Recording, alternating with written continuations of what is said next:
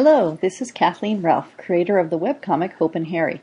I know how important support is for creators, which is why I support Andy and Derek and the Comics Alternative through Patreon.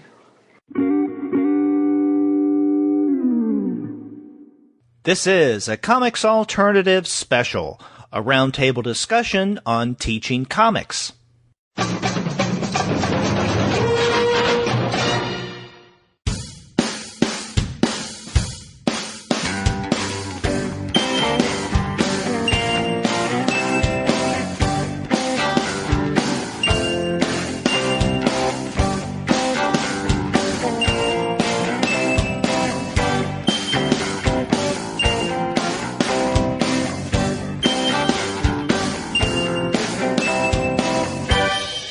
Hello and welcome to another episode of the Comics Alternative. I'm Derek.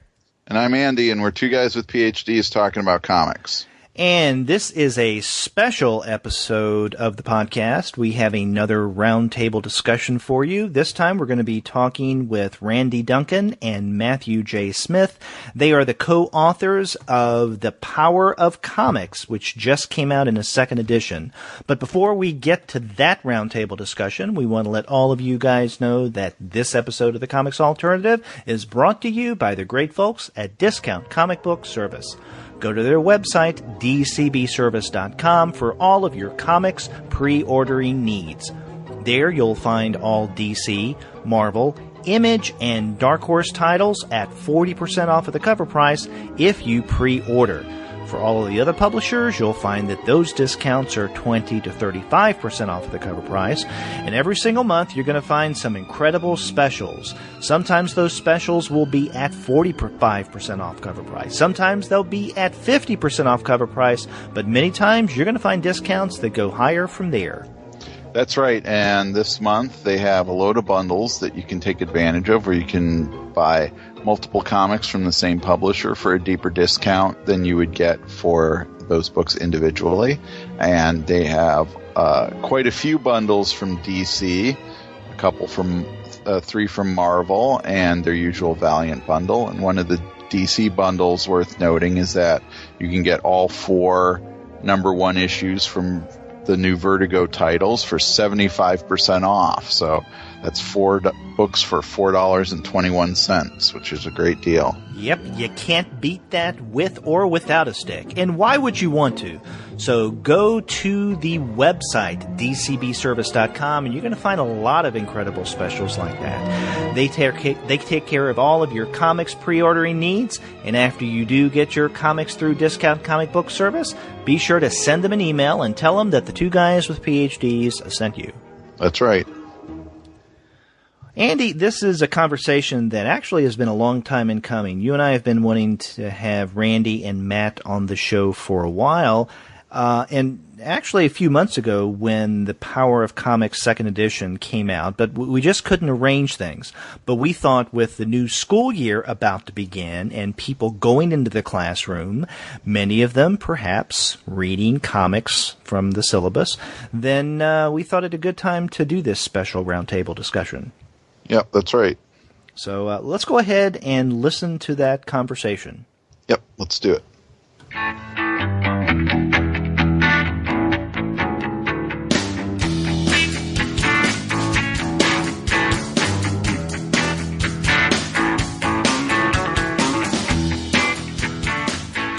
We're pleased to have on this special roundtable discussion Randy Duncan, who is a professor of communication at Henderson State University, and Matthew J. Smith, who is a professor of communication at Wittenberg University.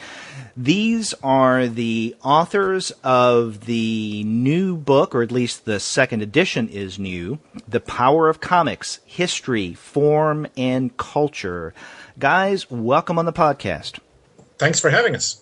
Yes, indeed. I know one of the things that Andy and I wanted to start off by asking is now, The Power of Comics came out, the first edition, in 2009, correct? Right. Okay, so the second edition just recently was released. So what are some of the changes you made between the first and this most recent edition? Well, I think the most significant change that we made from first to second is we actually added another co-author.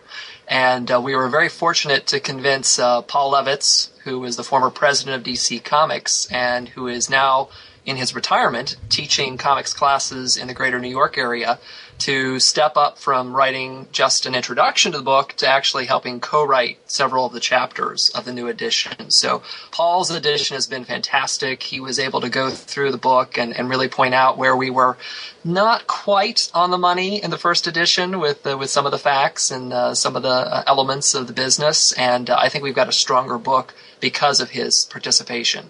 Yes, definitely. I mean, a lot of what he added was in the history chapters, of course. And a new chapter in that area is on diversification of the medium.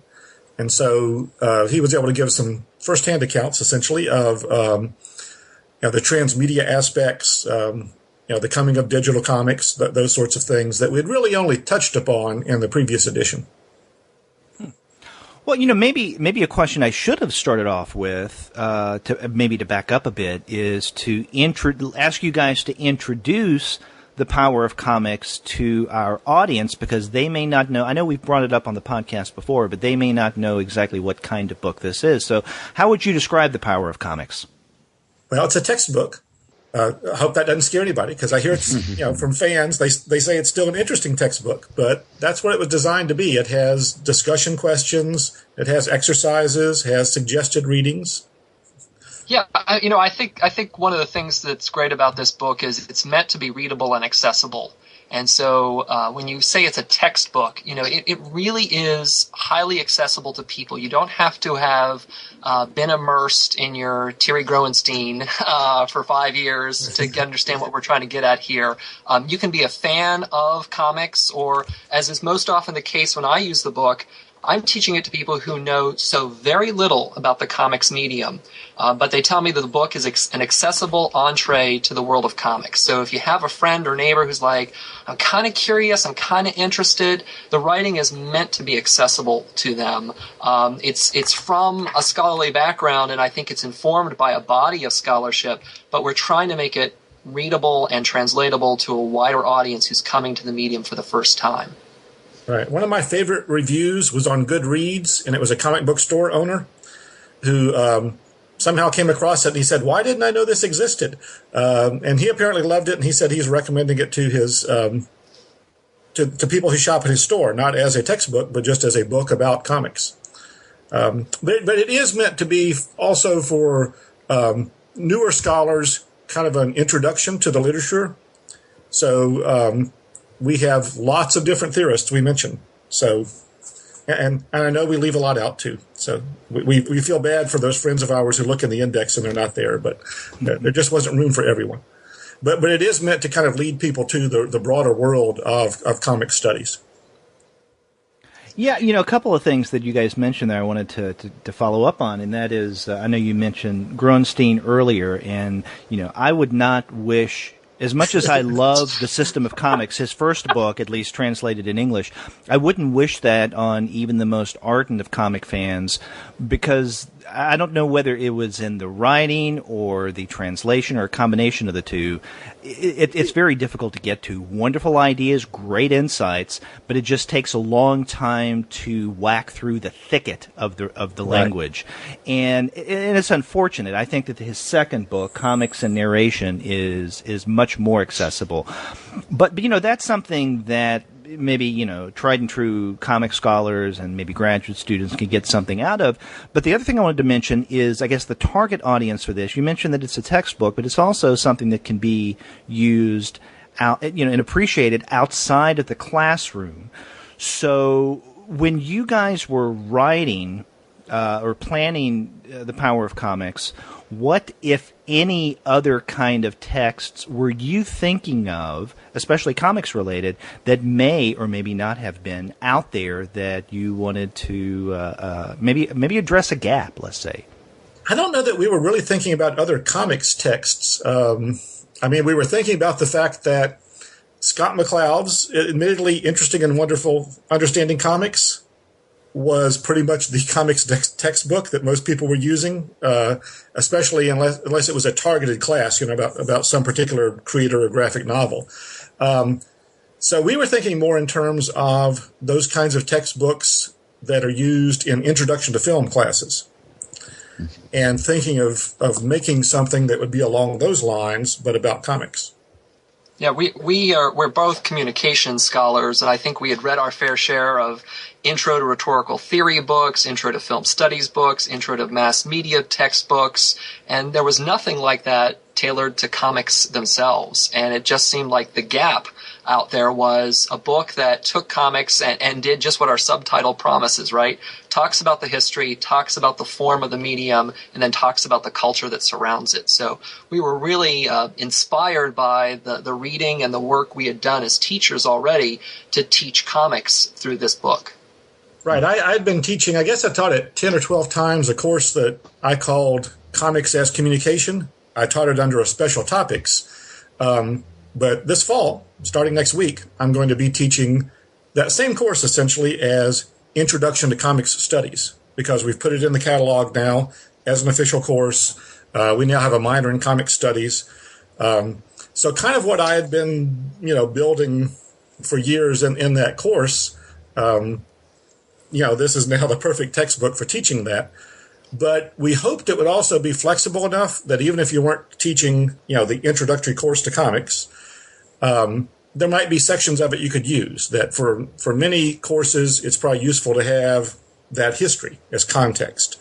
Or if you're teaching something focused on the superhero, we kind of like our superhero genre chapter. If you're teaching something on just memoir, what's one of the new things we added was a memoir chapter in this one. So I think there's useful things for all kinds of comics courses, but it's sort of perfect for that introducing students to comic studies.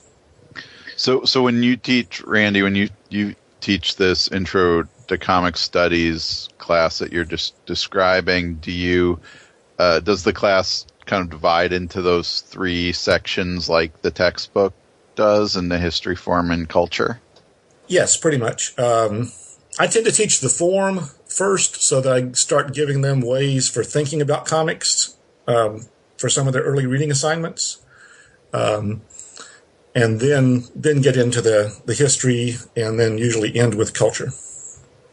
Yeah, I think like any good textbook, or at least any good textbook I want to use, you don't have to do it in the order that the authors have prescribed. There's a logic to the way we've laid it out, but I don't follow my own logic when I teach either. I can jump around just based on assignments that I have as well. So I think the great thing about the book is, it's almost modular in some ways. You can use sections as they fit within your own sort of agenda as an instructor. Right.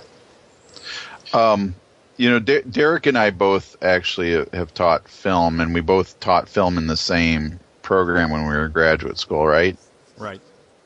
I'm remembering that right? Correct. And we used, what was it? We used Bordwell and Thompson's film art, right? As people do, yes. Yeah, as most people do. In fact, I feel like whenever I talk to a rep from a book publisher and they ask me about film and I tell them I use Bordwell and Thompson, I get a big sigh and groan from them. It's like, it's hard to break people from that.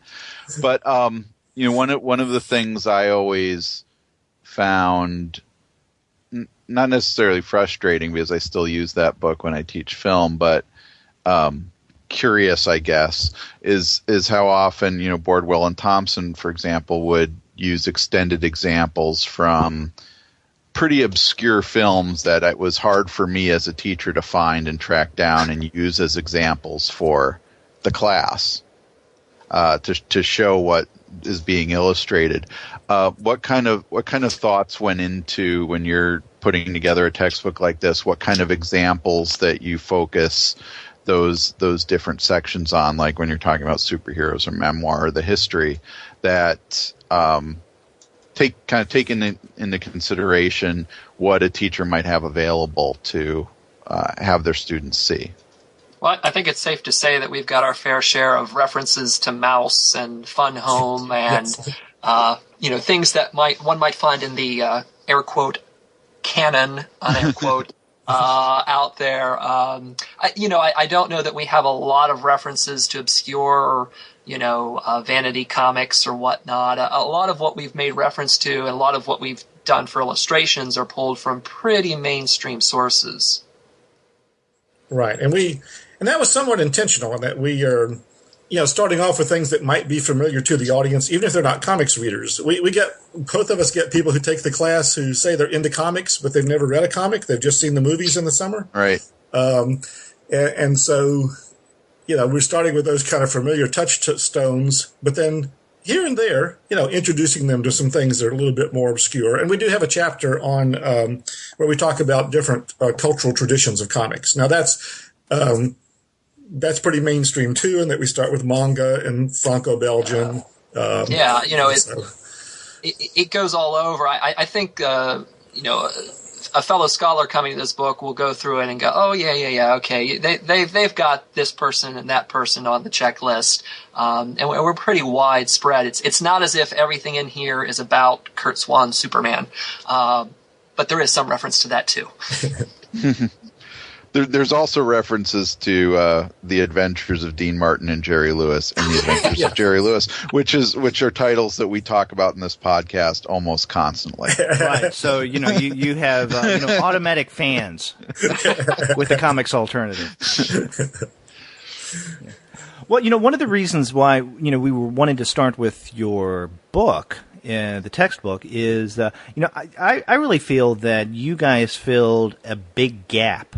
Maybe a gaping hole, if we want to call it that, in that there really wasn't anything like a comics textbook before The Power of Comics came along. The only other thing that I can think of is that really thin book, Cape Crusaders 101, and I always thought that was a composition book parading as something about comics, or maybe an excuse to write in a textbook about comics and superheroes in particular, but the book is really not about comics at all. It's about writing. So I really don't consider that a comics textbook, and that came out I think in 2006. But with the first edition of The Power of Comics, in many ways it seems like you kind of opened the door, because since then we've gotten a few books that I think you could call comics textbook. I'm not talking about criticism or scholarship that can be used in the classroom. There was one that came out about a year and a half ago. I think, what is it? Studying Comics and Graphic Novels. And then there's the history, comics, a global history, 1968 to the present. Right. Kind of takes obviously from the subtitle, a much more historical approach. And so I think those could be used in the classroom and are intended some way or another, I guess, as classroom texts or textbooks. But you kind of opened the door to that. Do you feel the same? And along with that, are you getting reactions from instructors about how they use The Power of Comics? Well, we hope we opened that door. That was part of the intention. I mean, I guess doing the book was a little bit strategic in that we wanted there to be something called comic studies, and what's one of the things that indicates there's a field of study or a discipline is that there's textbooks in that field. And so the fact that now I'm at a university where we just added a minor in comic studies, I think in some ways was made possible by the fact that there were these textbooks that kind of indicated it was a field. So I helped myself, at least. I'm not sure about other people as much, but I mean, have you heard reaction from others who have used it in the classroom? Some, not as much as we would like to have, though. And we really probably need to be better about trying to use social media to encourage that. But we've heard more from friends or people we run into at conferences, on it. We've had a few requests for support materials now and then. Someone who's using it will contact us. So, Matt, you may have some other things along those lines. Yeah, I would say, when we started this project, or when we finished the first edition, I said to Randy, I think the benchmark of our success will be when there are competitors for the book, because that will be the ultimate compliment, that there's enough of a market out there that someone else wants a piece of it. And that's a win-win situation, because that would be indicative of the health of comic studies and its growth. And we've seen a couple of books now that I think are suitable alternatives. I don't think they do quite the same thing we do, because none of the ones I've seen cover the scope that we do in our book. But I'm pleased as punch that comic studies continues to expand and grow and multiply in exciting ways. And the fact that this book went into a second edition, I think, is indicative of the healthiness of our field as well, that there's enough demand that our publisher feels like there's still a market there that we can explore, and as long as that market is there, it means that we're all doing the right kinds of things and helping the field to grow. Well, how did Bloomsbury, or I guess originally Continuum, did they approach you guys? Did they say, hey, we feel that there's a need for a comics textbook? And the reason I'm asking is because I've been in communication in the past with Bloomsbury for other reasons, but related to a comics-based text. And with their offices in the UK, one of the first questions I got before I proposed anything was, is this something that people do in the classroom, teach comics? And to me, that was kind of a surprising question. And I'm wondering if that is partially cultural, if maybe in the UK they aren't doing it in ways that we've been doing it for a number of years here in the US. I don't know. So I guess getting back to the question, how did they find you guys? Did you approach them? Well, what you were saying there, Derek, about the response you got from them, I think is more a matter of corporate structure, of left hand not knowing what the right hand is doing. Because we know some editors there who would probably be very receptive to things related to comics, and know very well that there's a lot of activity going on in the field, because there had been some Continuum books on comics before ours, so they already had some interest. But but sometimes as a publisher, it's a matter of finding the right person who. Right, but that was scholarship, and that's a little different. I mean, the question that I got is, are people doing this in the classroom? Yeah, so it's kind of a cool story how we came up with the book. Randy had written a course pack full of materials for the course that he mentioned that he had taught for several years. And we met at San Diego's Comic-Con back in 2006. And I read in the bio that was published in the Comic Arts Conference session that he had written a textbook. And I was like, I want to write a textbook, or I want to use a textbook like this. I got to track this guy down. And he was very, frank and honest, as Randy always is. He's like, well, I kind of have a course pack here that I use. And I'm like, well, I've got an idea for a textbook. We should really work on this together. And he sent me his course pack, and I sent him an outline that I had worked up. And honest to goodness, it was about 80% overlap between the visions that we had for what a book would look like. Wow.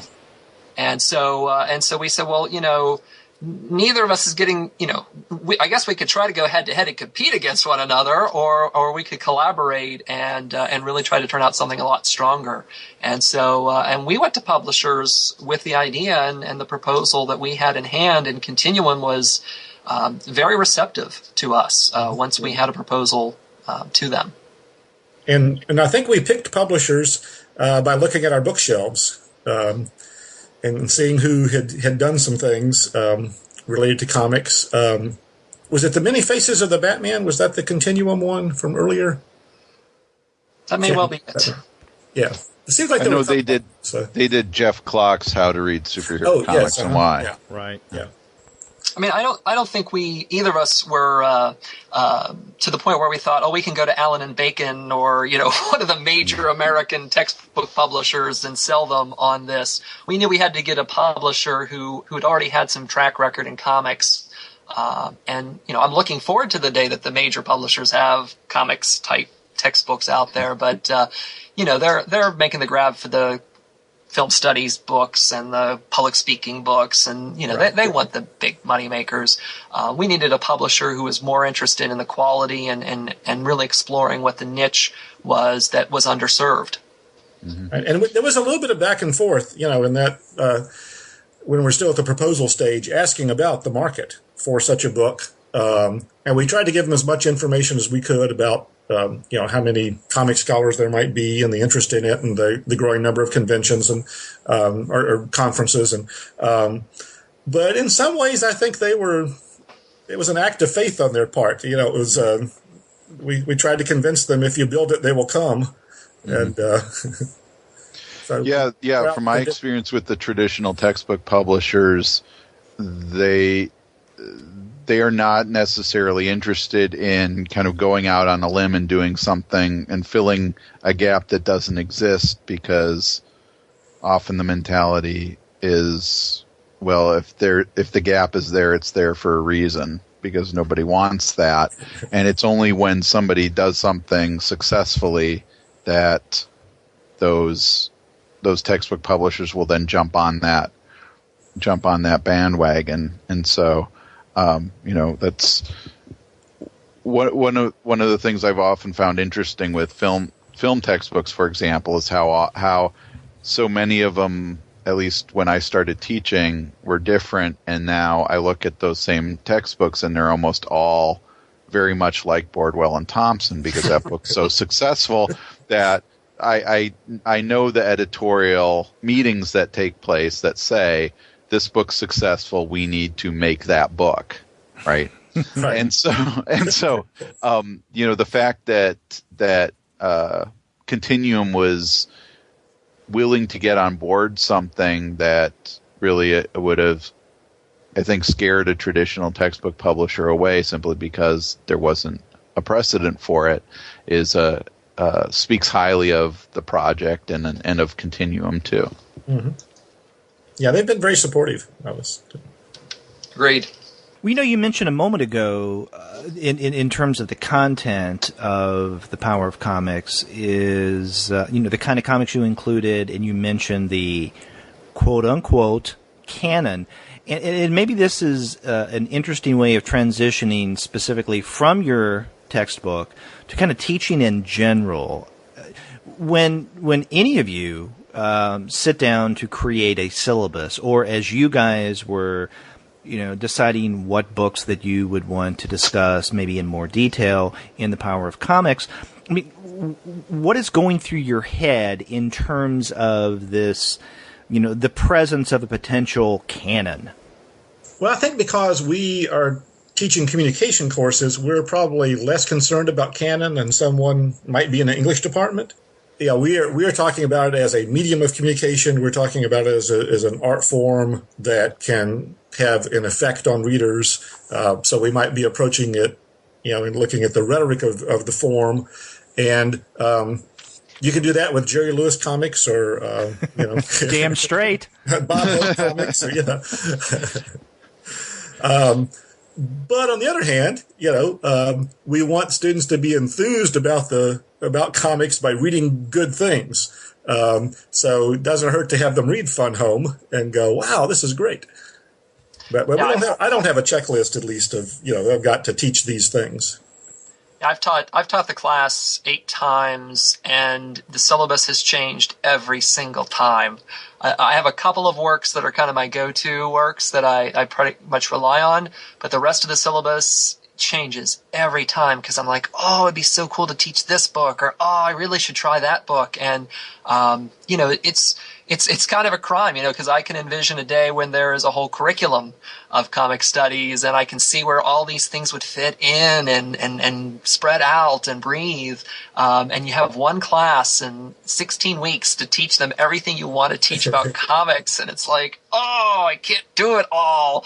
So I've tried to make myself feel better just by changing every time. So even if the same group of students don't learn all about comics, at least I'm getting to teach all about comics. Right. And my approach is to do categories, because my university library has a wonderful graphic novel collection, and they have pretty much every academic book about comics as well. So rather than requiring everyone to buy, these 8 books or whatnot, I will have people on some assignments do different books that they read and write about. And so one might be mainstream. One might be specifically superhero. One might be alternative. One might be international. And I do vary the categories at different times. And then we usually have one or two shared books that everyone reads. I shouldn't admit this since classes start on Monday, but I haven't quite set my syllabus yet. I just finished proofing and indexing another book and been traveling. But I know we're going to use March Book 1 and Book 2 because Congressman Lewis and his co-creators are coming to campus in October. Oh, that's good. Great. Yeah, and it's our freshman book this year that all our freshmen are reading in the freshman experience course. So sometimes something like that will dictate it. One year, Persepolis was the book that all the freshmen read, and so I used it.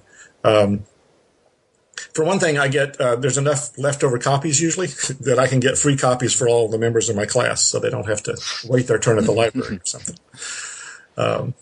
I've still got a case of Persepolis from when we had it as our freshman book like 5 years ago. So yeah, my students haven't had to buy that book for years.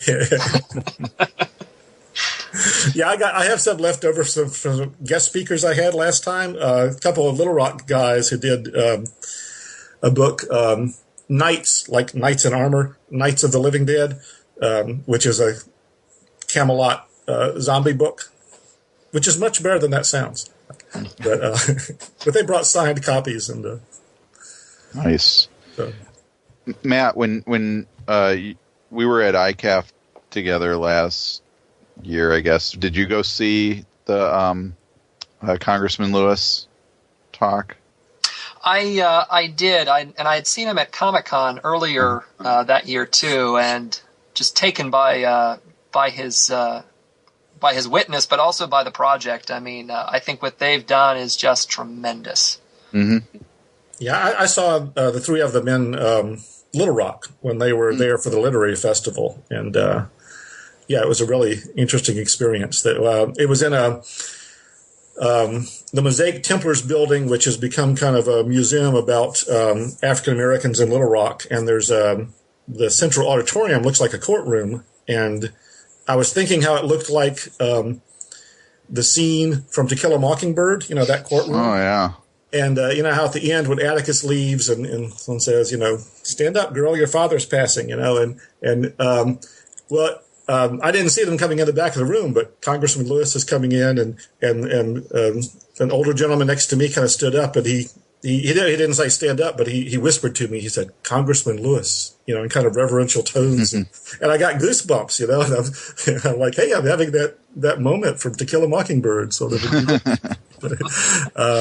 but yeah, they were wonderful, and Nate Powell, who's from North Little Rock, I just happened to be sitting behind his parents, and I could tell because they beamed when he got up to speak. And I was talking to him later, and they were saying, yeah, he's really learned to be a good public speaker for an artist because they're on tour constantly. This is interesting because, we started to talk about the March books, within the context of, the comment on the canon. That's one of those texts that I wouldn't, again, I mean, this whole idea of a comics canon or a graphic novel canon, whatever you would like to call the medium, it's still kind of vague and maybe even potentially nefarious. But, I think we can all agree that there are certain texts that seem to get taught over and over and over again for any number of reasons. I don't know if I'd put March there, but it seems that is one of those texts that is well on the way of being seen within that company.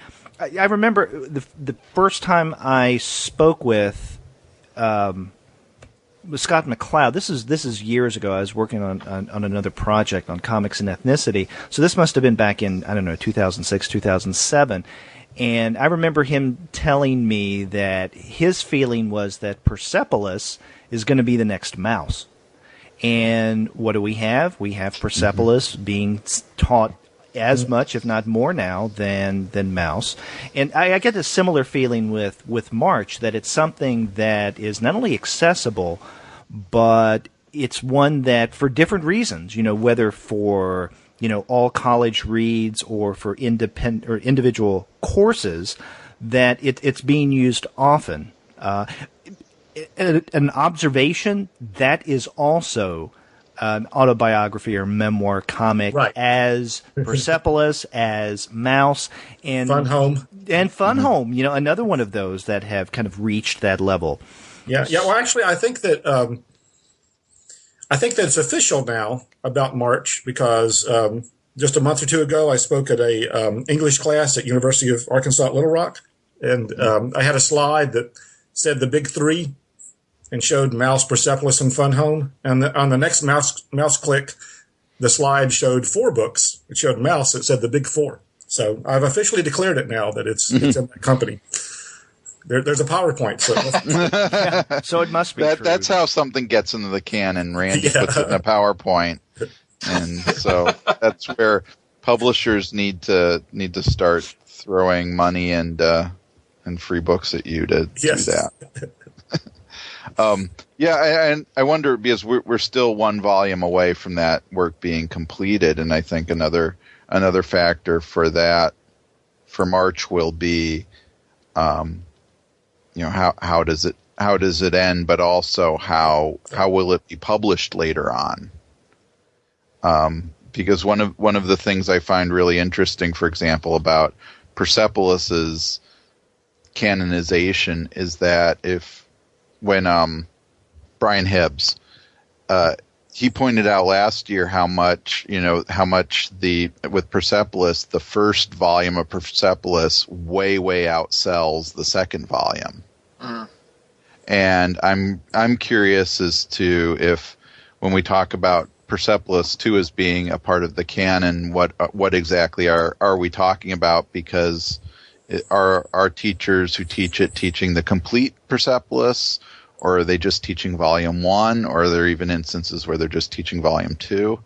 And I wonder what will happen with March in similar ways, and how will it ultimately be published as a complete book, and will that book be not just accessible to students, but inexpensive enough to use in the classroom. Right, that's a factor. But I think it definitely will be published as a complete book, but it might be an expensive one. Yeah, and you could say similar things with Mouse. Right. I know some people who use just that first book, but not the second, which I guess makes sense. But now that you have a complete Mouse, wouldn't you use that just as now that you have a complete Persepolis? Yeah, but I mean, just between us, I really don't like the second volume of Persepolis. The second volume of Persepolis? Yeah. It's not as strong, but it's And I just I like leaving the students with the mother fainting in the airport. That be the end. This is it. No, she doesn't get better. Andy raises an important point. Do I? Yes, you do. Hey, you hit on something, my friend. In terms of whether we want to call it the packaging or the delivery system, or in many ways the affordability of the text that we use in the classroom, comics or otherwise. And I know that there are those professors out there who will just choose whatever book that they think is best, regardless of cost and sometimes regardless of availability.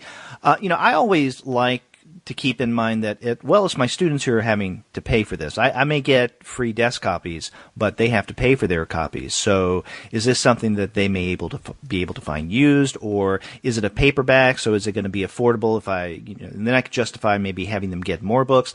And so many questions that go into that. And right. I remember the very first semester that I taught a comics course, and I used a course that I would always teach, multi-ethnic American literature, and it was a sophomore level course. But what I did was I turned the class into one of multi-ethnic American comics or graphic novels. So all the text that I used was, comics or graphic novels. And the first time I taught it, I used Ho-Che Anderson's King. Oh, yes. It was an outstanding text, outstanding choice. It worked really well. That next semester that I taught it, the book was out of print. And for the longest time, we did not have any edition at all of King. Then they came out with that deluxe hardbound edition with additional material that didn't appear in the original collection, but had been in, I think it came out in 3 shorter installments originally. The problem with that was because it was a deluxe hardbound edition, it was a little too much for my students, or at least I thought, for me to expect my students to get. So I didn't teach it after that. And so that was a problem. So getting back to, canon or even maybe syllabus creation, when you guys choose text to use in the classroom, I mean, outside of the appropriateness of it, I mean, what other factors go into, I want my students to read these books, I want them to be part of my syllabus? Well, I'm hoping maybe Matt was also at this session of the Comics Arts Conference, because I have no memory, and I often rely on him. I'm like, what was that person's name? So we can give credit to the presenter. But there was someone who gave a presentation on metadata, and this was just a part of it, but he was looking at the data of what's taught and comparing that to what's reprinted. And part of his talk was about how what gets reprinted and what's available, particularly in the softcover, more affordable formats, kind of, warps and shapes what is then taught, and what we also write about, what we analyze on it. So that is always an interesting thing about availability being kind of its own canon in a way. So I do think about, the cost to students, but like I said, I kind of avoid that in that I know there's lots of things they can check out for free. It's a non-circulating collection at my university, but I give them my roster, and they let those students check out during that semester. Yeah, the great unfulfilled project that Randy and I would love to do is to put together a comics reader anthology. But with the rights, you could never do it. Right. It's like you could get Obadiah Oldbuck, and that's about it. Because Marvel's never going to agree to be in a book with DC, and Dark Horse has now got things tied up here. I mean, it would be wonderful if we could have the kind of sampler that could be a go-to guide for one low price for instructors. But that's not possible with rights as they are now. I've heard tell of people who have gone to, and I think Randy might have done this, who've gone to using something like Marvel's subscription service. And, giving assignments from various genres that are found within these online services, which I think is great because you can get a little horror and a little superhero and a little romance and a little everything there. But, of course, you're excluding anything that's not published by that company. So, I appreciate what you're all saying. We are hamstrung in many ways by the fact that many of the great works in comic studies are still viable market commodities. And the marketplace is still celebrating Mouse and still celebrating Persepolis and still celebrating Fun Home. And so to teach them puts in a bit of a barrier for us because we've got to find a way to make them accessible, but they have market value, and that makes them not amenable to the traditional ways academics get around getting things into the hands of their students. This semester I'm going to do a little bit more of putting things online. I'm going to have my fair use guidelines here on one side and decide how many, pages or panels from, let's say, breakdowns that I can actually put on there for them to see. Because there's, even if they can't read complete short stories of something, I'd like them to sample a lot of variety of work that we might not have in the library. Or if I want to do it as a short-term assignment where I'm not giving them weeks to read something, they all need to be able to have access to it pretty quickly, rather than, just putting on reserve and them taking turns. So that's one way that people get around things. And then some of the Golden Age books that are available online that are in the public domain, I do some assignments with having them look at some of those and compare them to more modern books. I also, this is deteriorating the books pretty quickly, but I also hand out some paper copies of things. So I would give out, individual copies of my kitchen sink spirit comics to people, and have them read. I'd assign a particular 7-page story from there, and then they would talk about it in class and show us on the document camera some things that they thought were particularly good or bad about it. But I do realize as I hand someone that comic, they're going to stuff it into a backpack, and they're not going to care about it the same way that I do. So that's interesting that you bring up the spirit, because that is my most recent experience with having a real struggle and frustration with a book going out of print or becoming unavailable and not having any good options, because for years I would use the DC anthology, The Best of the Spirit, which I thought did a pretty good job for that. I didn't like the production values on that so much, though. But no, that's true. Yeah. And then last year I had it ordered, and just a few weeks before class started, the bookstore let me know, oh, we can't get enough copies of this; it's out of print. And we were able to scramble to get enough copies together of the other DC anthology, the Femme Fatales, which is not nearly as good. Right. No. And not the high level, not the highest level of Eisner's work, and especially in terms of being able to discuss it beyond some of the kind of cultural aspects of his depiction of women. And I realized, and this is something Derek and I talked about when we talked about the 75 years of the Spirit book that DC just put out, that it was clear that they were that DC was getting rid of those books to clear the way for this other thing. Well, that other thing is $50. And while it has some great stuff in it, and it has all the great stuff in it that I would want to use, it's $50. So Randy, what you described there, actually, I might actually steal that idea. if I should tell you the other part of my idea, because I don't want you to steal this part. And that I've mentioned this to Dennis Kitchen, and I'm going to try to press him on it some more. That he admitted he does have somewhere some boxes of those kitchen sink spirits left. And so I'm trying to convince him he needs to donate them to my university library, get a tax write-off. Yeah. And then I can have, I can use individual issues for like 5 times for a class before the cover totally comes off of them. But I have worked some with comic book retailers in the area. So one year the shared book was It's a Bird.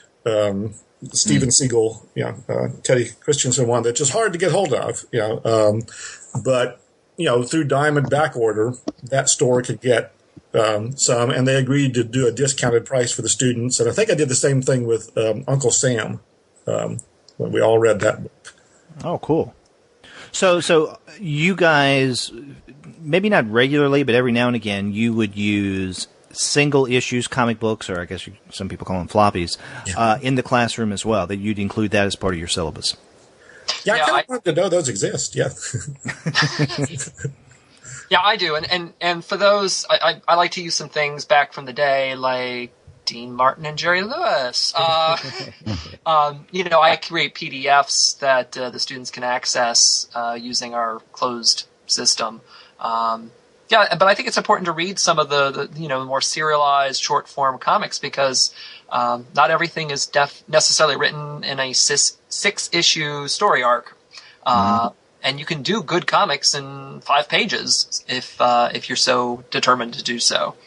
Now, have any of you, Matt, Randy, but Andy, have you either used or considered using some larger collection or anthology, something like Houghton Mifflin Harcourt's, Best American Comics that comes out every year, or the McSweeney's collection that Chris Ware edited that came out a number of years ago? Have you used something like that or thought about it? Haven't used that as an assigned book. We have those, in the library, and so there may be particular stories from that. But those, those don't give a broad overview of comics. They are somewhat determined by who's going to allow permissions for full story reprints, and do it, for free or pretty cheap. For example, in this book, I just finished with 2 other co-authors. It wasn't with Matt, which was a horrifying experience, not having Matt there to keep me on track. I probably shouldn't do that again. But we went to those people that I knew we could get things free or cheap from a lot, for example. So I kept going back to Tom top shelf and drawn in quarterly and Fantagraphics. And so those collections you're talking about are partly, have those kinds of things in them because they can get them. Now, it's partly because that's the sensibilities of the person who put them together. That's their tastes.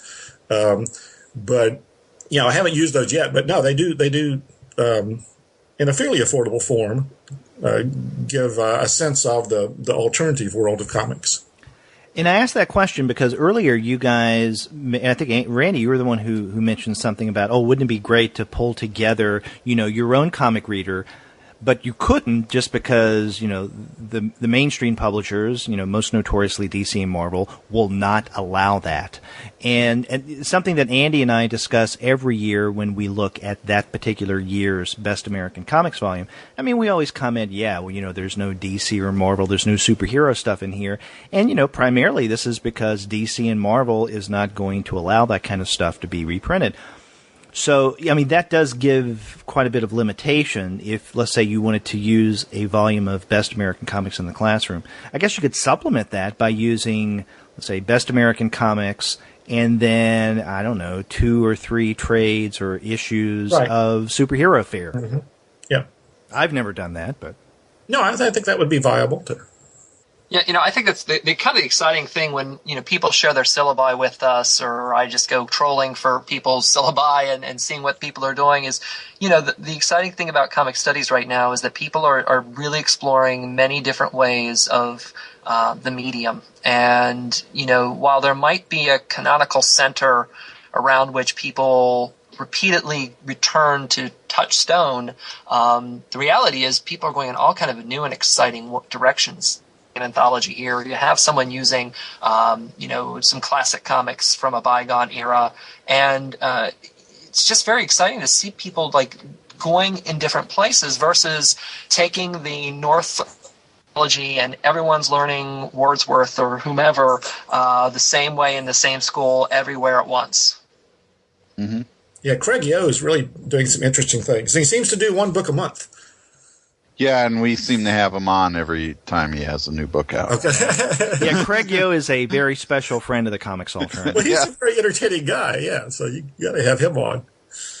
Yeah, we had the pleasure of finally meeting him in person at this year's Heroes Con, so that was fun.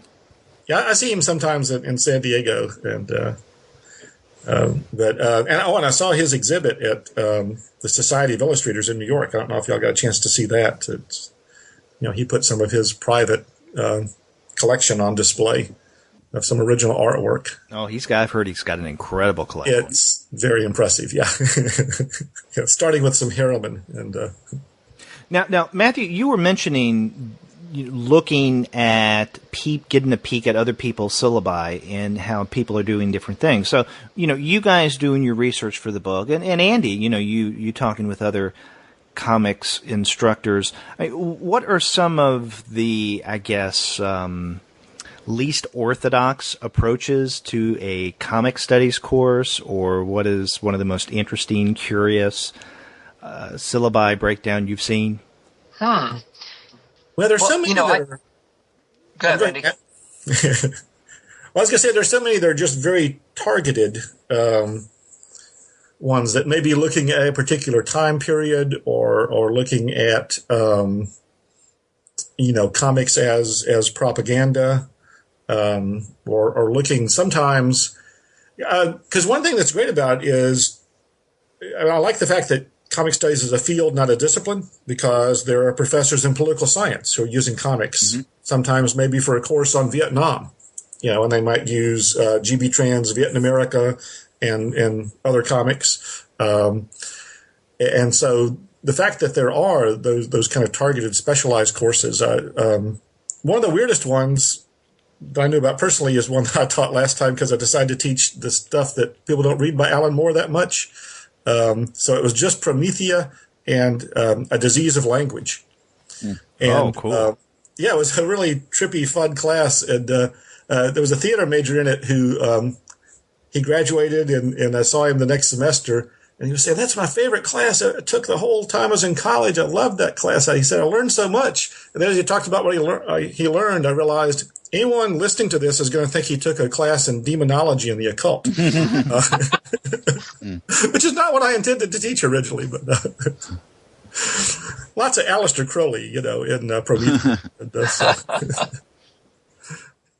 Well, I'm glad you mentioned the field and discipline thing, because one of the things I've noticed, and I don't mean to sell my English brethren short, and being someone who was trained in more traditional literary studies, as was Andy, maybe I feel like I can say this, but to me, some of the most exciting books on comics that have come out over the past 7, 8, 10 years have been not so much those by English professors or English or literary scholars as they've been from people in other departments or other disciplines. So, like, you guys are in communication. We find, I know, Comic Book Nation, a historian wrote it.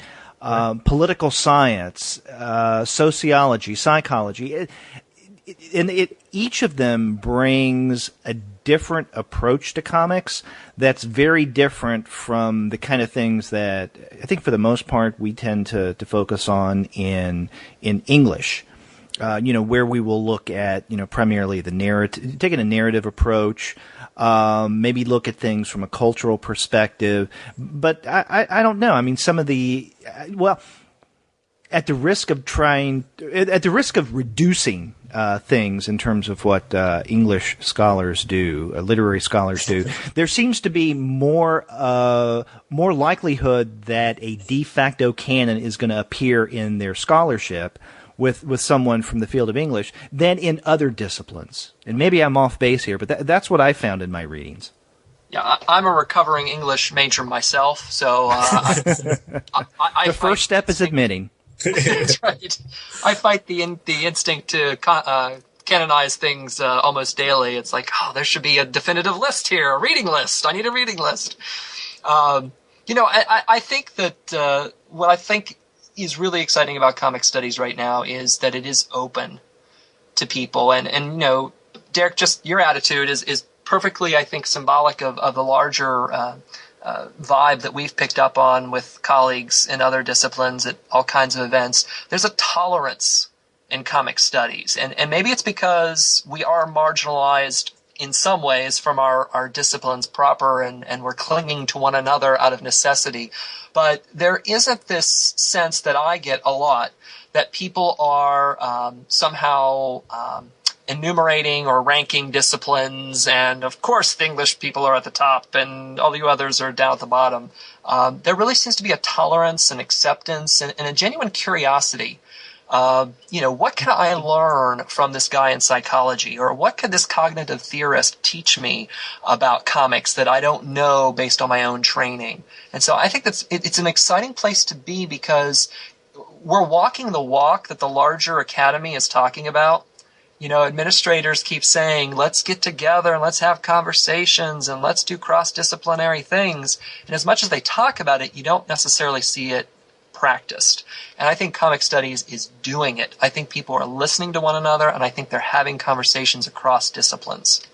Yeah, no, that's definitely true. I mean, at comics conferences like PCAs, CAC, etc., you look at 3 or 4 people on the panel, and they're all from different departments. I mean, that's a pretty common thing. And that's really leads to some vibrant discussion and a lot of those, hey, I never thought of that kind of moments. Now, getting back to the classroom itself, all of you, what do you find as one of the biggest challenges in a comics class with the students? I think getting them to slow down in reading the comics is sometimes a challenge. Since we're picking on English people, English majors, they are enthusiastic oftentimes about, reading this new form. But if they haven't had much experience with it, they're going to jump from caption to word balloon. I mean, they tend to be, focusing on the text, and they're not reading the pictures. But then even sometimes people who, have read comics a good bit and maybe they're just reading the lighter, more entertaining mainstream ones, don't ask questions about why is that there. So I mentioned GB Trans Vietnam America, which I really like. It's and I taught that in a graphic novel seminar that focused on immigration. And there were so many things he does with the form that communicate something to us, give us some subtext or give us some insight into the fact that somebody's saying one thing, but they mean another. And even my comics fan students, I was disappointed they didn't always pick up on that the first time. And so I think just getting them to don't just jump from panel to panel always. I always tell them they should read everything twice. I doubt they do that. Read it once for enjoyment and then read it another time to kind of squeeze more out of it.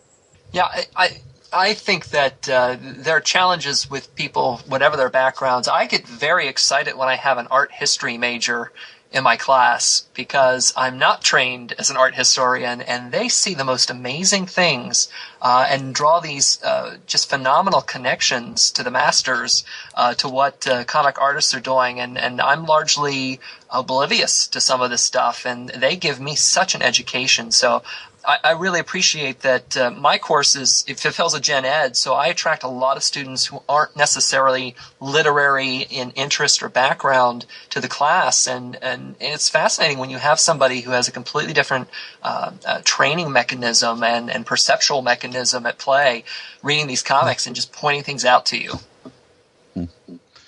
Yeah, that just reminds me of one of my favorite experiences in teaching the comics class I teach, since it's similar to, Matt, what you described. It's a gen ed class. It's not a class for majors. And I've always put on the syllabus that students can opt as a final project to make their own comic, but it would have to be something kind of analytical, not just go create a character and make a comic, but something more maybe akin to Understanding Comics or something like that, where they do their final essay in comics form. And I've only ever had one student take up that challenge, and she did such a phenomenal job on it, and it's become almost a kind of legend amongst students at the school about it. I don't know if I still have a copy of it or not, but the student's still around and has friends, and so every time I bring up that idea, I say, well, Dallas already did that really well. Nobody's going to do that again. So it's going to be a few years probably before that memory cycles out of the institution or something. But so getting those students with that different perspective is always is one of the ways that makes that class really vibrant in a way that's different from, say, teaching a British literature class for majors. Yeah, the very first time I taught a comics class, the aforementioned multi-ethnic American comics course, because this was something new, I put up flyers around campus, and there were certain places where I tended to really put a lot of the flyers out. Obviously, the building where we have the English program, but I put a lot in the art building, and because I wanted to make sure that I got at least a couple of art majors in the class, and I did, and it was very successful. For all the reasons that you guys were mentioning, they were able to bring to the discussion things that other students and I may not have initially thought of. And so when an art student, and it could be someone whose forte may have been art history or just someone who was an artist herself, would point out something in one of the comics we were discussing, I thought, I hadn't looked at it that way. And so it brought a new pair of eyes to where I would then want to go in a future class. And so since then, I've always tried to get as many art students, especially, into my comics classes as possible. Yeah, I always learn something new about something I've read and think I understand when I have some insightful students who will take a different perspective than I've taken on it. So that's always fun. Now, one of the challenges that I've had early on, and I'm wondering if you guys have had similar experiences, is, you were talking, Randy, about getting students to slow down where they would just read too quickly. And I think that's all too easy to do with comics, whether they probably pay more attention to the text, not as much in terms of the, the pictorial narrative aspect. I had a problem at times with students reading, which it would seem to me very ironic. I mean, here we're talking about a means of communication where the acquisition time is significantly shorter than it would be for traditional literary prose, short stories and novels, right? So it would take much more time to read a traditional novel, something like, let's say, Catcher in the Rye, which is not that long, than it would to read a graphic novel such as Fun Home. So I found it sometimes difficult to believe that students weren't doing the reading, and I think that maybe they weren't doing it because they thought, okay, this is comics. I wondered if sometimes they may not have taken it seriously enough.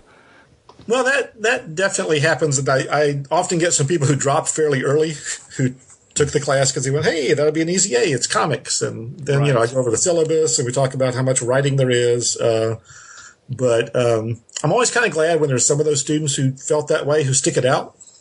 I had a couple of guys last time who, were sort of rolling their eyes, about things at the beginning of the semesters, like, oh, it is just comics. Don't be so serious about it. And they were kind of, that northern stereotype of the good old boys, because, I'm in Arkansas. And sometimes those stereotypes are true. But they really kind of got into it. I mean, they had never read comics before. And by the end of the semester, they were saying some interesting things, and I could tell they were definitely reading and giving some feedback. But that's one of the reasons I use Eisner early on. Is an early assignment because it's those little short stories, it's little 7-page things, and so kind of ease some people into it. But we also talk about some of the mechanics of reading comics using those, and so I am a little more conscious of I want some of the more fun stuff early on, and then maybe expose them to some of the more challenging things later. Which in a English class, that's not necessarily always the way it happens because everything is kind of challenging and deep. This is interesting because I mentioned this on the show before, but we don't have a dedicated comics class at my institution, so much like what Derek was describing with the multi-ethnic literature class.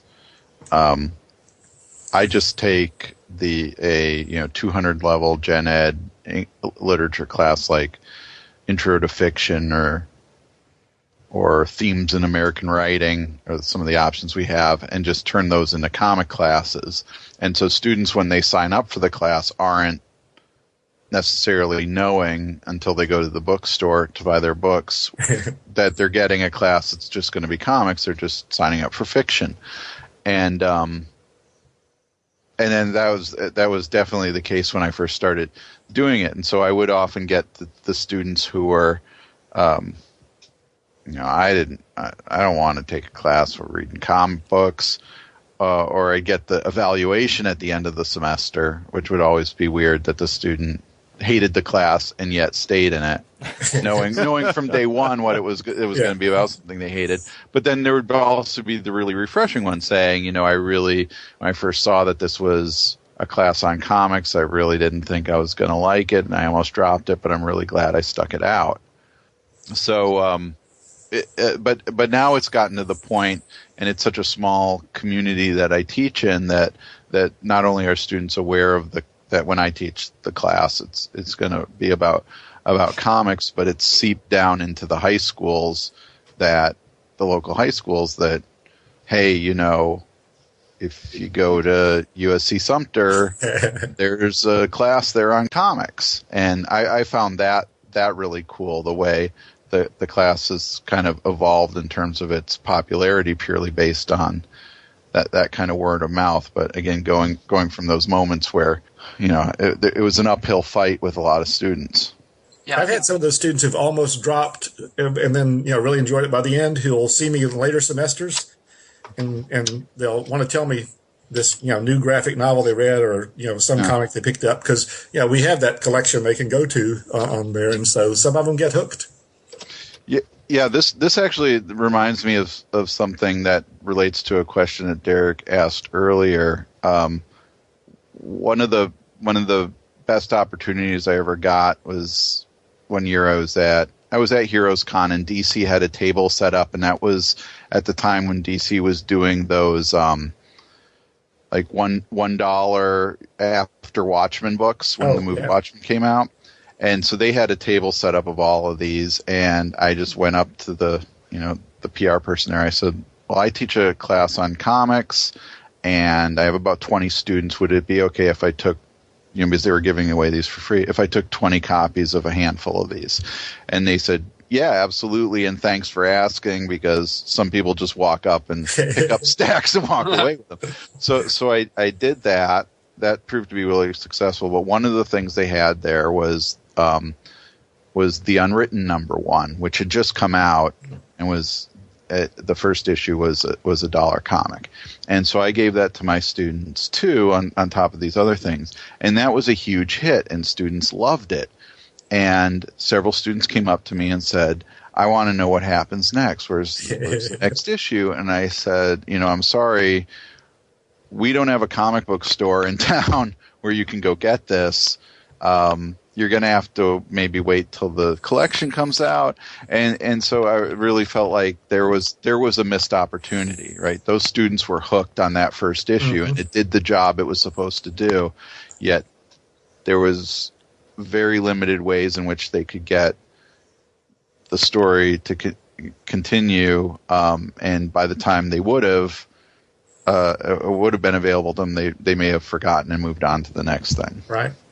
That reminds me of another issue as well in terms of deciding what to use in the classroom. Andy, you were just mentioning that the students were hooked after that first issue of Unwritten, and they couldn't get a copy. Well, what do you do when you're creating a syllabus and you want to use part of an ongoing series, or maybe even a limited series, but you can't justify using or having the students get all of the installments, either in trade collections or deluxe editions or what have you? I mean, most of, I think, what all of us have taught have been, for the most part, done in one, either graphic novels or maybe even single issues that could stand on their own. But what do you do with something like, is wonderful potentially to teach as, let's say, Why the Last Man, or, with me, I know it was Scalped. There was one time that I used that first trade collection of Scalped, and I felt that it worked okay, but there was a part of me that was unsatisfied because, well, it just didn't end as, in a satisfying way. I mean, do you guys agonize over this when you're creating your syllabi? I think there's a certain glow that we assign to some things we've read because we have read all 80 issues of Y, and we're like, oh gosh, that's so great. And when you do sit down and try to narrow it to a particular selection, you're like, wow, if I read that in isolation, it's not as awesome as it was in the 80 parts that I look back so fondly on. I'm so jealous that Randy got to teach Promethea, because I would love to teach Promethea, but you have to teach the whole thing, I think, to really get it. You know, any slice of it just seems a little flat. And that's one they did have to buy, but most of them were able to get it. Our bookstore stocked it, but most of them were able to get it cheaper on Amazon. And I bought that big deluxe reprint of the last book of the collection, so that we could take my trade apart and we could make the the issue 32 that becomes a double-sided poster. We did that on the final day of class. We got tape out and we made our so it was a nice class activity. Oh, that's good. There are a lot of comics like that lend themselves to projects that I think as we as both comic scholars but also comic fans have to decide, do we want to destroy the collector's item in order to do that? And I was just recently moving offices, and I came across all of the different versions of the house from Jimmy Corrigan. Oh, yeah. That I had my students put together. But I didn't have them rip their books apart and build it. I blew them up on giant pieces of poster board, which it turns out I got in trouble for that. I didn't actually have access to that. Either the printer or the paper to do that, but did it anyway. And that was cool. That I learned so much about what's going on with that, because first of all, it is a project that can be done. It is and seems to be meant to be done, but there's also things about it that students realized that there's something that's being added to the story that you get only if you end up doing this project that you wouldn't get from just reading a book. Right. And even though that fifth trade of Promethea has the pull-out, the fold-out, it's small, and so they weren't getting the full impact. And so when some students suggested, we should make the big one, I decided, well, I'll sacrifice my trade. I told them they had to tear it apart, though. I didn't think I could bring myself to do that. So you left the room for a moment. Yeah, I had to avert my eyes. But to your point, Derek, I think sometimes we have to contextualize as scholars, what is it that drew us to a work? Was it a single instance, a single issue, a single arc, or was it the whole thing? And, trying to communicate to students how something impacts us, we might not be able to do it in a smaller sliver. I mean, it may take the kind of dedication that Randy showed with the Promethea move. If you really want to get across what Promethea means, you got to teach it all. And that, of course, means sacrificing other things, right? So, we're back to this theme that we were touching on earlier in the conversation. It's about trade-offs oftentimes. You're making sacrifices, you're making trade-offs in order to get across what you can in the limited time you have their attention. And boy, you want to impart your love of comics and the awe you feel with the medium. And how do you do that with a limited fraction of time you have their attention? Right. And I'm kind of lucky in that I get to teach, a variety of courses, so that in that graphic novel seminar, I tend to teach just a few things that are longer, and we go into them in depth. But in the introduction to comic studies, I want to cover a lot of things quickly. And so that's where I might make PDFs of just a couple of pages of something, not even a complete story, because there's something about the use of the form usually that I find that's valuable about that I want to teach them. Because, Matt can tell you, I obsess about the form aspects a lot.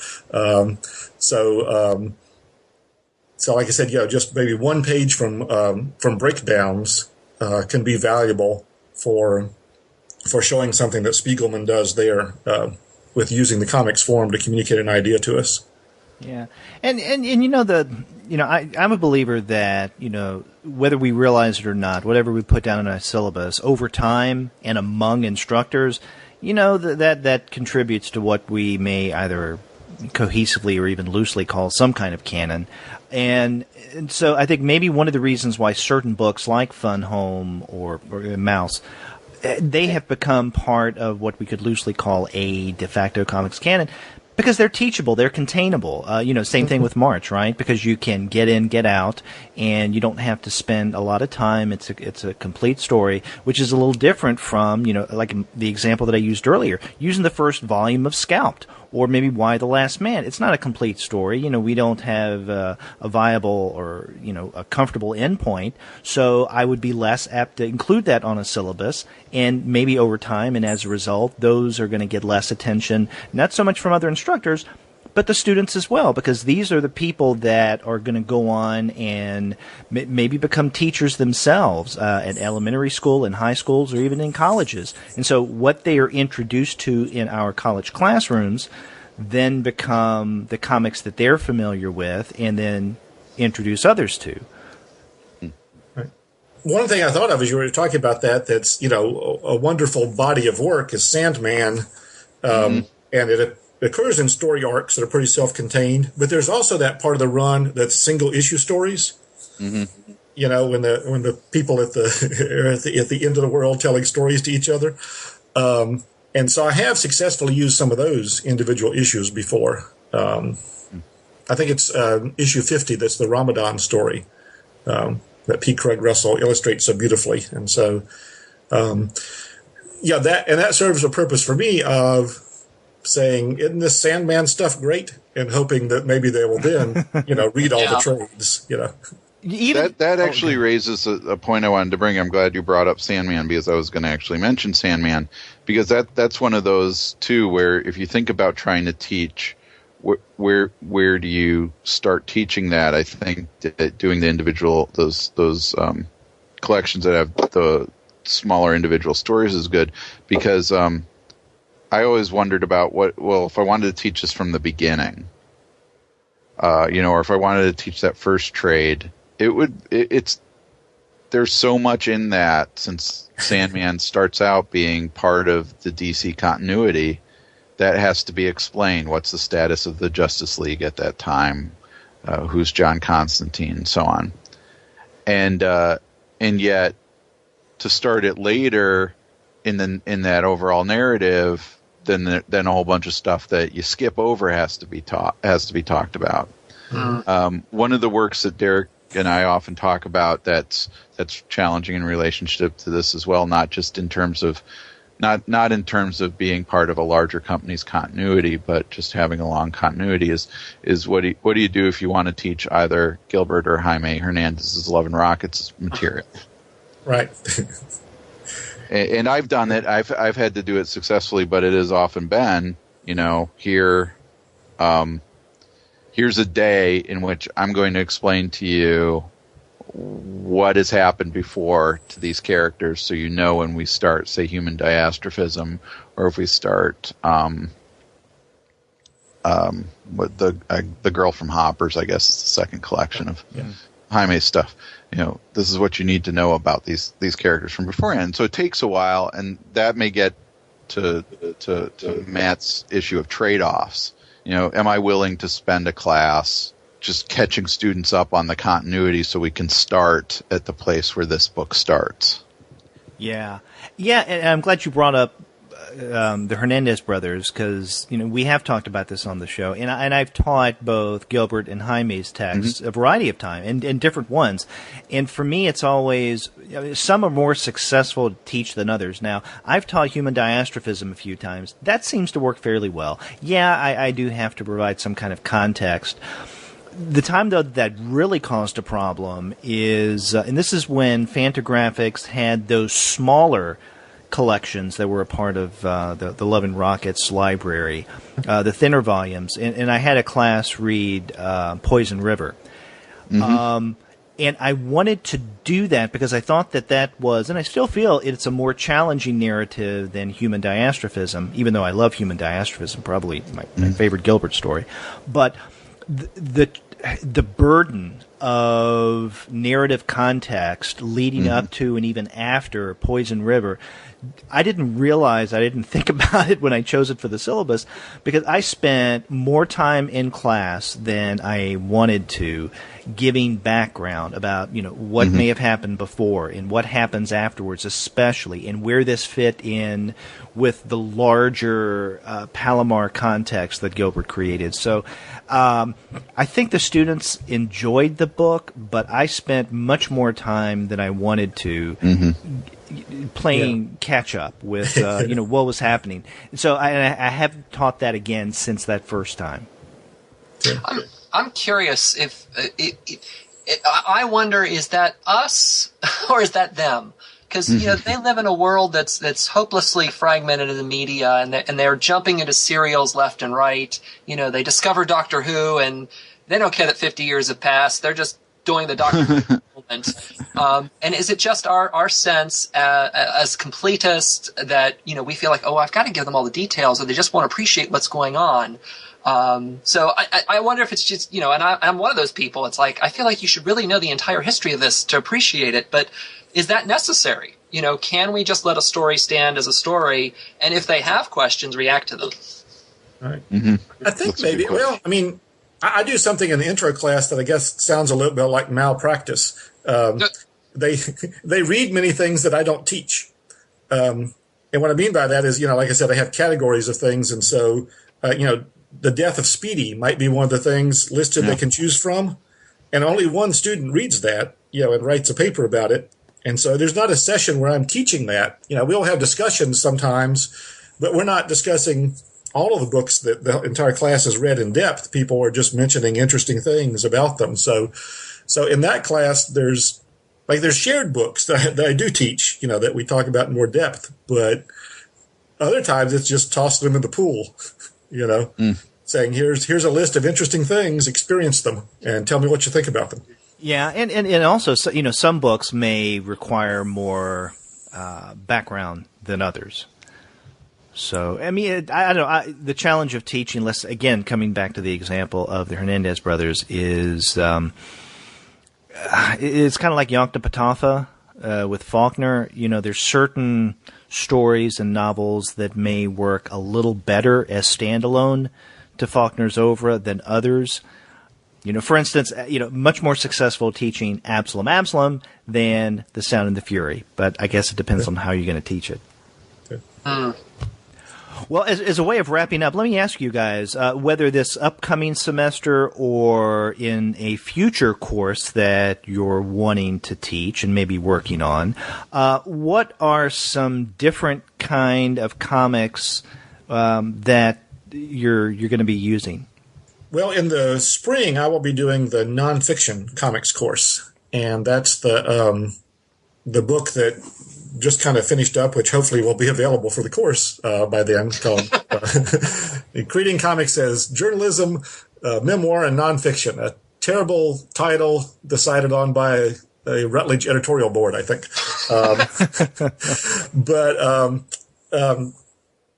So in that book, I wrote a chapter. I was the lead writer of the chapter on kind of an overview of the history of nonfiction comics, and I leave out like 98% of all of them, but I discovered all kinds of weird and interesting things, and many of which are available online. And so while that course is focused mostly on the students producing comics, we also want them to read a variety of nonfiction comics. So I'm going to be using probably more online sorts of nonfiction comics, maybe at the Nib, if y'all are familiar with, some of the comics that are there. Mm-hmm. Yeah.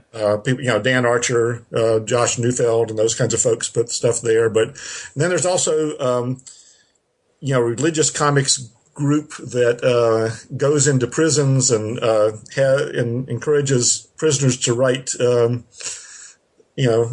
conversion stories about how they were saved in prison and in comics form. And then there's, World Comics Movement that has spread to a number of places that the idea is that villagers maybe create a comic about some local problem that they're trying to communicate to people about how to avoid unhealthy water supplies or something. Mm. And they post those. So I'm going to be using more of those kinds of things than I've ever used before because I spent the last year discovering a lot of those. Mm. That was too cool of an answer. I'm sorry. With my next iteration, what I'd really like to do is find a way to tie in the local comics community a little more clearly and tightly. I help with a local comic book convention. It's a very small affair, 300 to 400 people come for it. But we always host several local artists and local comics producers. And I'd really like to find a way to sort of tie in their appearance at the con with what I'm doing in the class and really get students to acknowledge more intentionally the ability they have to tell their stories through comics as well. I spend a lot of time on that canon I'm building, so I'd like them to know that some of the power is back in their hands as well, and come up with a way to really make that solid in their minds through some kind of assignment that grounds them in the realization that you can do this just as well or potentially as well as some of these masters that we're studying. Yeah, no, that'd be cool. Good. One thing I should have mentioned in my answer I didn't, and this relates to something earlier. Are y'all familiar with the University of Nebraska at Lincoln Government Comics site? Yes. And that's a nice resource of free comics to use. And so obviously I'll be using some of those in the nonfiction class because most of those are nonfiction in nature. And there's some really weird, entertaining stuff there. Huh. That actually just reminds me because when I was in East Lansing. This is for Derek and maybe for people who listen to the podcast when we were at HeroesCon. I went to a used bookstore, and they seemed to kind of specialize in like government and promotional comics in one section of the store. And at HeroesCon, for you other guys, I gave Derek, I found a copy of the Amazing World of Rubber. Oh yeah. Promotional comic from the rubber industry that I found for 50 cents in a box. This place was selling it for $15. So just so you know, Derek. Wow. So I got a bargain. I kind of want that back, but I think I lost it. One of my favorite finds was Captain Tax Time, which a tax preparer in Canada had hired some artists to create this, and this was a good while back. And I was able to track down his widow, and she gave me permission to reprint a page from it in the book. But we were talking about weird superheroes that were created for educational and promotional comics, and Captain Tax Time. That's great. Well, Andy, how about you? I mean, the next time you teach a comics class, are you going to be using something different, something for the first time, something you feel is a little unusual? Yeah. I might. This, Matt talked about working in coordination with a local comic show, and I had some success this year with a local county cultural commission decided they wanted to do a comic show at the art museum, and they had some money for it. They didn't want to really do a comic convention. They wanted to do something that was more kind of artist and creator driven. So we didn't have dealers or anything like that, but just people kind of selling their books and doing presentations on it.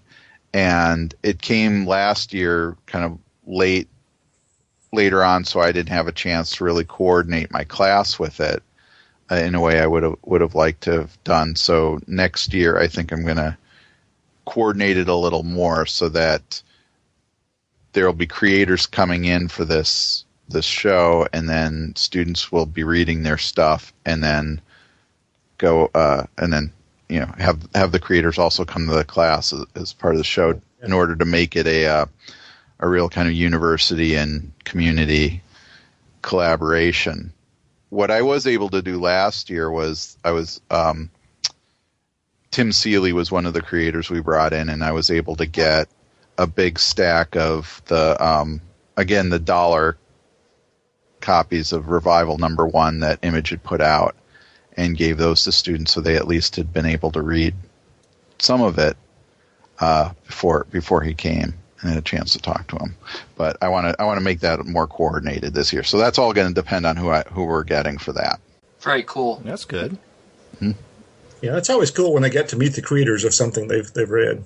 Yeah, the craziest story I have about that is that when a few years ago when Jonathan Hickman's Nightly News came out,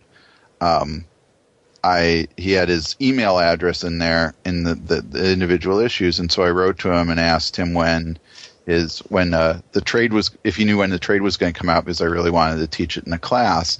And he saw that my email address was uscsumter.edu, and he said, you're in Sumter, South Carolina? I'm in Florence, South Carolina. And I was like, I live in Florence. and so when that book came out, I said, do you want to come to class? And he's like, sure, absolutely. So he came to the class, and it was a summer class, and it was the Monday after San Diego.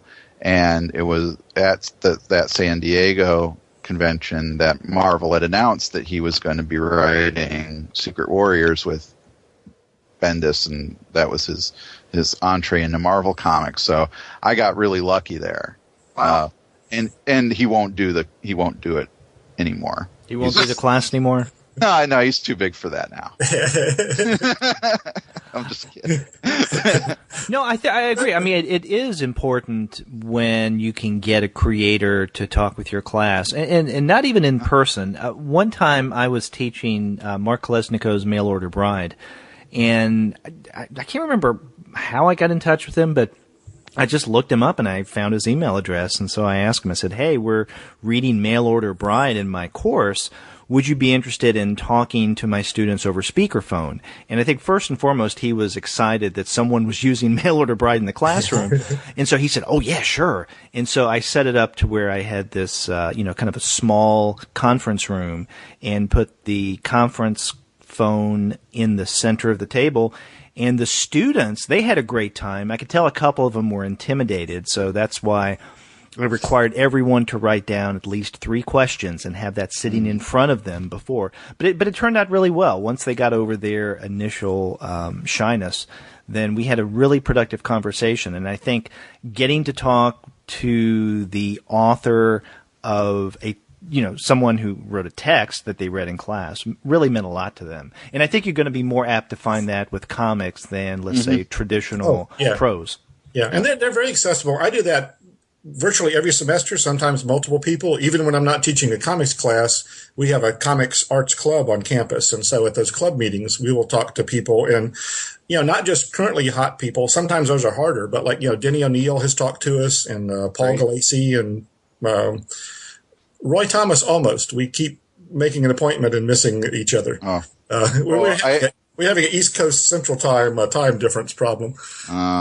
Roy lives not that far from here too. That was another advantage, and he came to my class once to talk, and I had to really, really try to impart on students how important it was that he was there. Yeah. But he ended up talking about doing the Star Wars comic and going to see the movie Star Wars before anybody else had gotten to see it, and the students were able to kind of gather from that this is an important guy that they should pay attention to.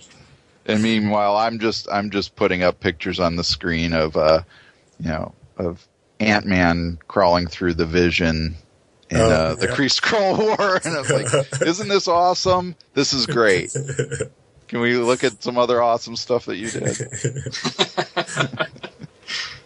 Probably the best experience for my students on one of those was we talked to Terry Moore, and I'd scheduled it a few weeks in advance, and then a box shows up at my office, and because he'd asked me how many people in the class, and I thought he just wanted to know how many people he was going to be talking to, but he sent hardcover signed.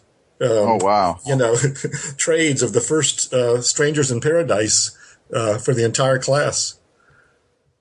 Okay, so the lesson there is next time you tap a creator to speak to your class, make sure it's someone who self-publishes, who has their own publishing house. And their wife says, here's another chance to clean out the garage. Exactly. Oh. And on that really positive note, I want to thank both of you guys, Randy and Matt, for coming on to the Comics Alternative and talking about teaching comics.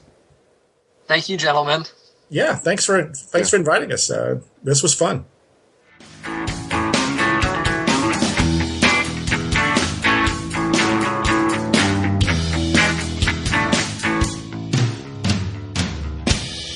Yeah, that was a fun conversation. I enjoy. I've never met Randy before, but I've met Matt several times at different comic conferences, and I've always enjoyed talking with him. So it was nice to talk to him again and get to know Randy a little bit. Yeah, I have met neither of them. This is the first time that they got to talk with them. I've communicated with them via email even before we started to set up this special show. But good guys, and they have a lot of experience. I always appreciate listening to what other instructors do when they teach comics, to see what kind of text they use, what their strategies are, and maybe what challenges and difficulties they may have had along the way.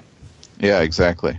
So, yeah, that was a fun conversation. And, this is the second time you and I have done a special roundtable on teaching comics. And so maybe this is something we can revisit about every year and a half or every 2 years. Who knows? Sure. Yeah. So we want to thank once again Randy and Matthew for being on the show. We had a great time. And if you want to have a great time with comics, well, you can't have any more fun than going to the website of our sponsor, Discount Comic Book Service. Go to dcbservice.com. You're going to find incredible specials They'll treat you well when it comes to your funny books. Great discounts. And after you do get your comics there, be sure to get in touch with us and let us know the kind of things that you're going to be reading. If you go to our website, comicsalternative.com, you should see on the right-hand side of your browser a tab that says Send Voicemail. Click on that, and from the comfort of your own desktop or mobile device, you can leave us a message through the wonders of SpeakPipe. Ain't technology grand? Or if you want to call us the old-fashioned way, our phone number is 415-3-COMICS. That's 415-326-6427. That's right. Or you can get a hold of us by email. We are 2guys@comicsalternative.com. Or you can get a hold of us individually. I'm Andy at comicsalternative.com. And I'm Derek at comicsalternative.com. And we also have our Twitter feed where we announce new content of the podcast as well as updates to the blog. So check out our Twitter feed at the number 2 guys with PhDs. That's right. We're also on Facebook, on Tumblr, on Instagram, on Google+, and on Pinterest. We even have a YouTube channel, so check that out. You can subscribe to the podcast through iTunes. You can stream us on Stitcher. You can also find us on TuneIn, and you can find every single one of our episodes as well as our reviews and our comics-related commentary that we put up on our blog. And that's on the website, comicsalternative.com. So all the ways to get a hold of us, find out what we're doing, and let us know what we're doing. Yeah, exactly. And we'd like to hear your reaction about this special roundtable discussion on teaching comics. Whether you've had the opportunity, the joy of reading comics in the classroom or not, let us know what you thought about our discussion. So until then, I'm Derek. And I'm Andy. See ya.